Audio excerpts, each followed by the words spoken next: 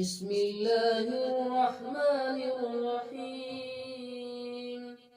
والتين والزيتون وطور سينين